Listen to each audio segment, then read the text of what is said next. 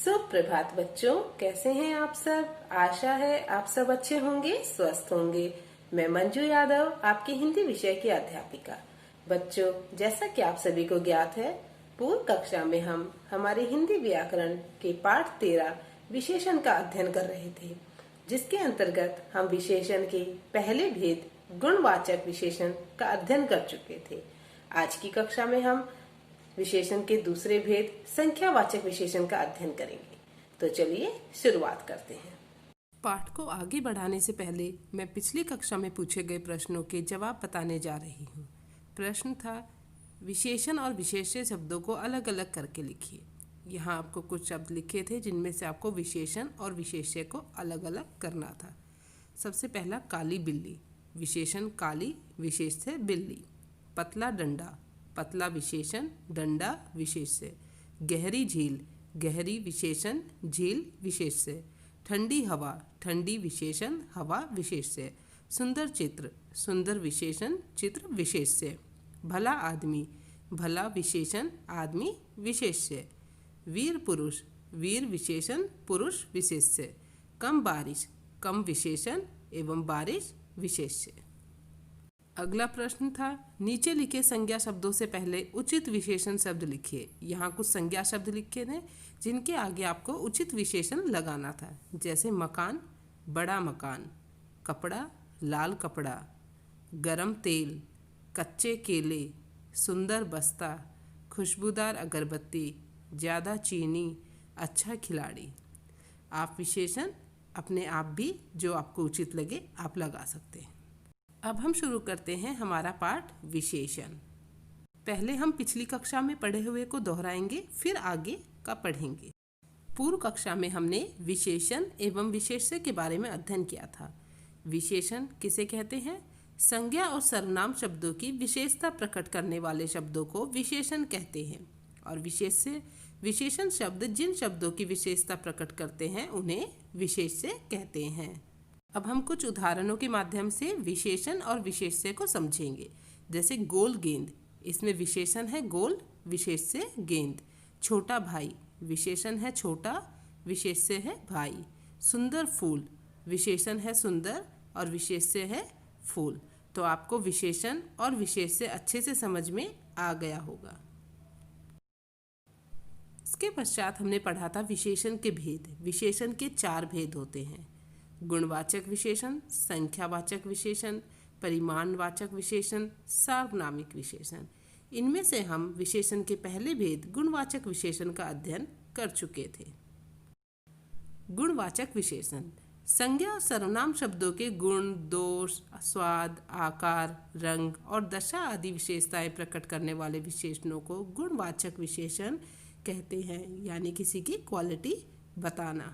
आज की कक्षा में हम विशेषण के दूसरे भेद संख्यावाचक विशेषण के बारे में अध्ययन करेंगे। तो सबसे पहले बच्चों, हम कुछ चित्र एवं कुछ उदाहरणों के माध्यम से संख्यावाचक विशेषण को समझेंगे। संख्यावाचक विशेषण, नाम से ही आपको पता चल गया होगा कि यहाँ संख्या का बोध होता है। तो देखिए, 2 लड़के पढ़ रहे हैं, यानी यहाँ संख्या का बोध हो रहा है। कितने लड़के हैं?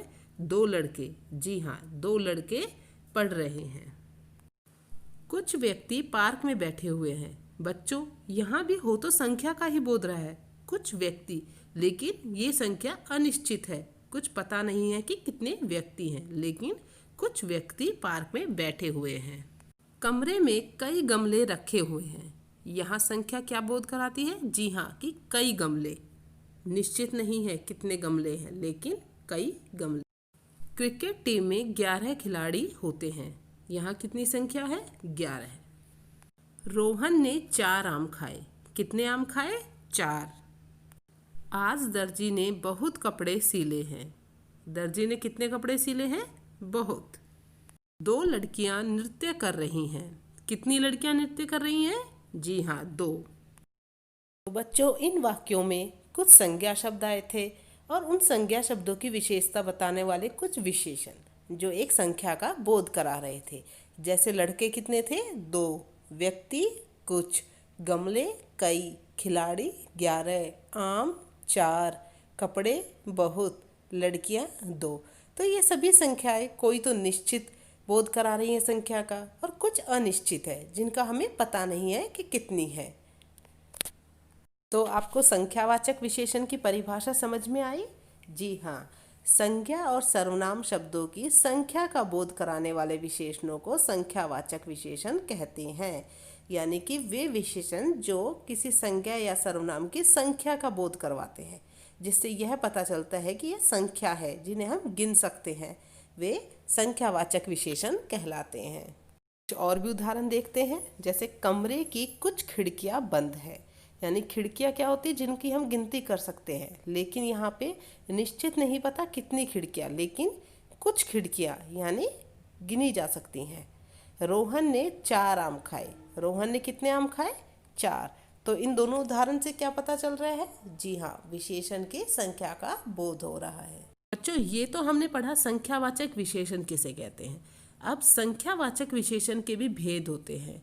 संख्यावाचक विशेषण के 2 भेद होते हैं। पहला भेद होता है निश्चित संख्यावाचक विशेषण और दूसरा भेद होता है अनिश्चित संख्यावाचक विशेषण। बच्चों, निश्चित संख्यावाचक विशेषण में किसी संख्या का निश्चित बोध होता है, जबकि अनिश्चित में किसी संख्या का निश्चित बोध नहीं होता।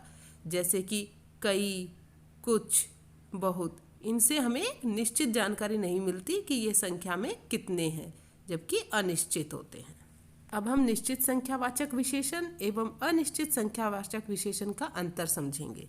देखिए, 2 लड़के निश्चित संख्या है, कुछ लड़के अनिश्चित संख्या, 11 खिलाड़ी निश्चित, कई खिलाड़ी अनिश्चित, 4 आम निश्चित, बहुत आम अनिश्चित, 3 समोसे निश्चित, कम समोसे अनिश्चित।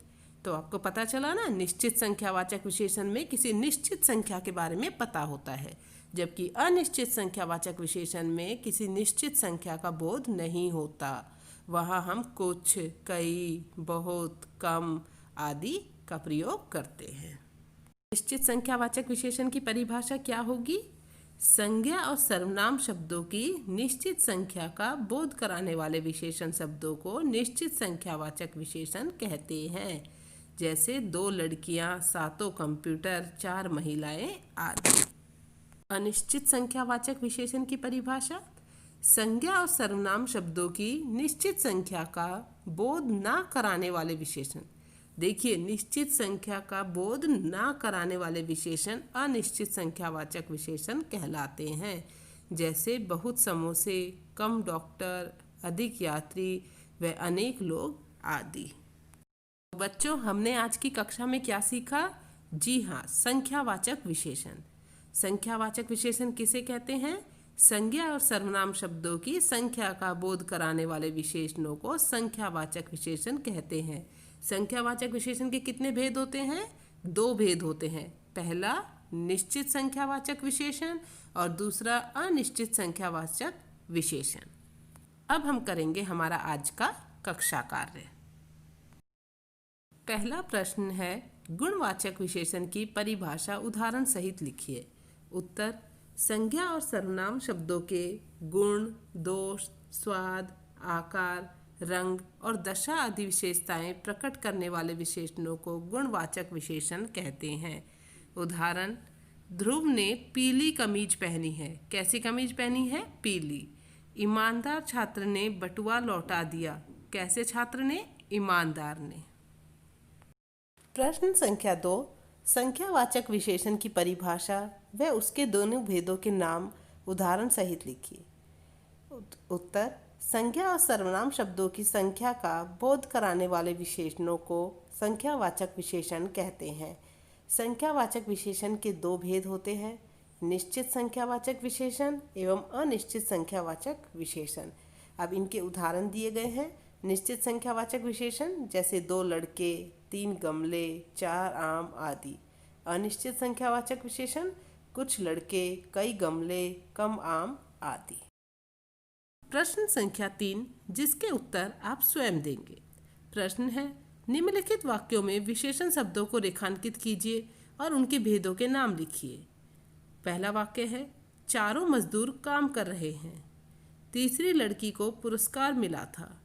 कुछ विद्यार्थियों ने गृह कार्य नहीं किया। आज दुकान पर कम ग्राहक आए।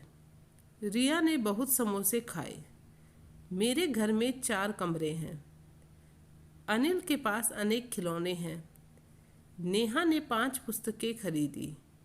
2 लड़कियां नृत्य कर रही हैं। बहुत से अतिथि बिना खाए चले गए। तो आपको इन वाक्यों में सबसे पहले क्या करना है? विशेषण शब्दों को रेखांकित करना है और उसके बाद उनके भेद के नाम लिखने हैं। आज के लिए इतना ही। आप अपना कक्षा कार्य साफ एवं सुंदर लिखाई में करेंगे। अगली कक्षा में हम विशेषण का अगला भेद पढ़ेंगे। धन्यवाद।